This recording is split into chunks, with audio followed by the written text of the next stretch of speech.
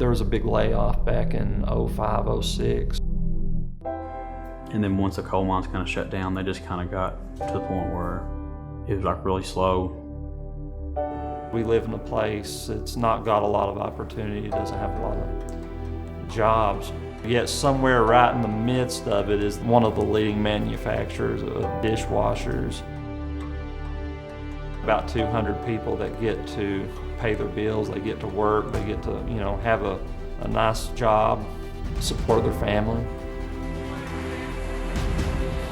Little pieces to the puzzle, when you put them together, they create a bigger picture. So we all have to do our part and something great comes out of it.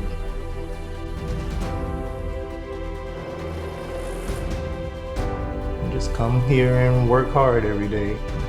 We know what it takes to get the job done. There's not a lot of stuff that's made in America much anymore.